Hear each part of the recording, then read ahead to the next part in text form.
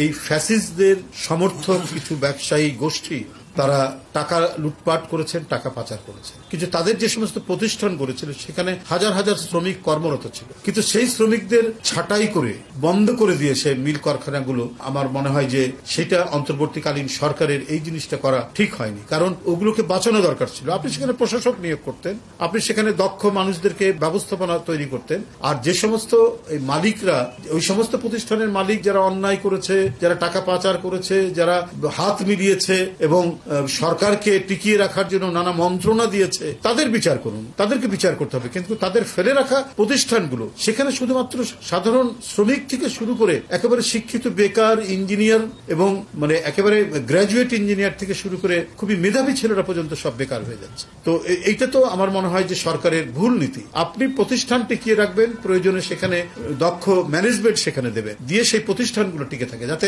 শ্রমিকদের মানে তারা যেন ছাঁটাই না হয়। কিন্তু ছাঁটাই করে তাদেরকে কিছু টাকা ধরিয়ে দিয়ে আজীবন তাদেরকে ক্ষুধার মধ্যে রাখাটা, এটা মনে হয় সঠিক নীতি হয়নি।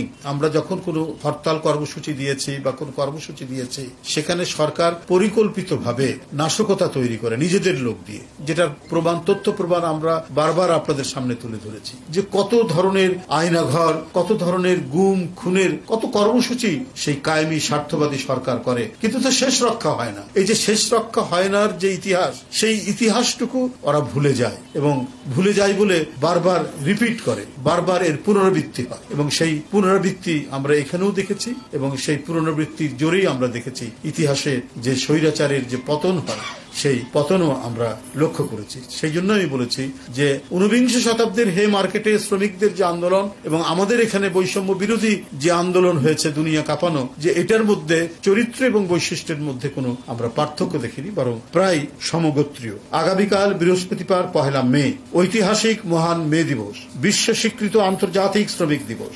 1886 সালে আমেরিকার শিকাগো শহরের হে মার্কেটে শ্রমিকদের রক্তস্নাত আন্দোলনের মাধ্যমে অর্জিত আন্তর্জাতিক শ্রমিক দিবস পালনের জন্য বাংলাদেশের সর্বকালের শ্রেষ্ঠ শ্রমিক শহীদ রাষ্ট্রপতি জিয়াউর রহমান বীর উত্তম প্রতিষ্ঠিত বাংলাদেশ জাতীয়তাবাদী শ্রমিক দল আগামীকাল দুপুর 2 ঘটিকায় নয়া পল্টন বিএনপি কেন্দ্রীয় কার্যালয়ের সামনে শ্রমিক সমাবেশ করবে। এতদ বিষয়ে শ্রমিক দলের পক্ষ থেকে পুলিশ কমিশনার বরাবর পত্র দিয়ে তাদেরকে অবহিত করা হয়েছে।